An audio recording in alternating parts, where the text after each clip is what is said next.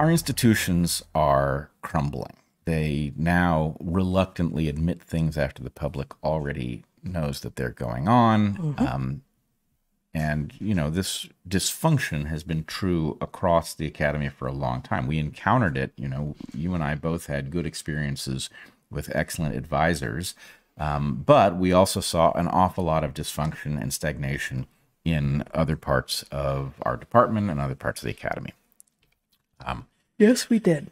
Some folks who have followed us long enough will have perhaps seen the interaction. The entire thing was not captured on video, but there's a substantial piece of my interaction with Richard Dawkins captured in 2018 in Chicago. And what we have is two disciplines. You have Holocaust and perpetrator studies on the one hand, evolutionary biology on the other. Both are reluctant to look at the interface between these two questions, which is strange. The more you think about things like genocide, the more it becomes obvious that there is a question to be asked about people replacing each other and thereby experiencing a kind of evolutionary success as a result of this behavior. Do you want to just give a shout out to the naturalistic fallacy here in case there are any newcomers who mistake what you are saying for enthusiasm for Absolutely. The Third Reich? Yes, and I will say that this was something that we did cover on the podcast itself. And I would imagine that we covered it with Jordan Peterson and Joe Rogan as well. But anyway, the point is the naturalistic fallacy is that just because something is a certain way doesn't mean that it ought to be that way.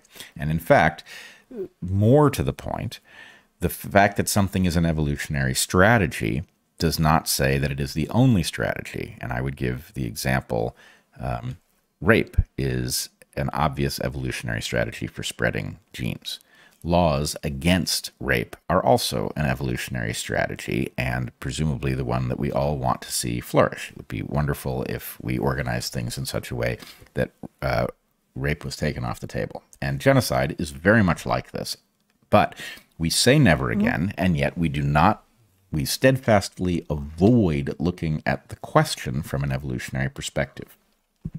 So the institutions don't want to do this. If you want to see what that sounds like from the evolutionary perspective, my interaction with Richard Dawkins, where he more or less scolded me for suggesting that there might be something down this road, said he didn't think there was something down this road and didn't want us looking into it.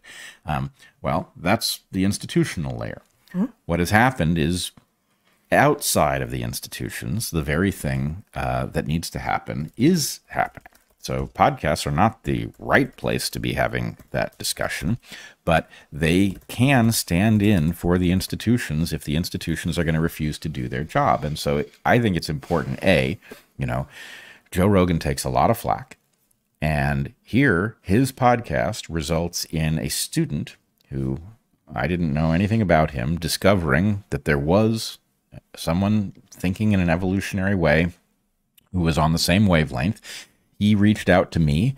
I became his advisor. We now have a PhD whose expertise is the evolutionary analysis of the Holocaust. I taught him to think evolutionarily. He taught me about features of the Holocaust I had no idea of. And Michael Bryant, who was on his committee, who was initially concerned, as all of us are going down this road, what will we find? Is it going to be useful in preventing genocide? Is it possible somebody Is it going to be dangerous? Right. Could it be dangerous? He finds himself persuaded that this is actually an important way to look at this puzzle. And My God, he sounds like an actual intellectual. He is. Yeah. He's a great guy. I was thrilled to meet him in this process.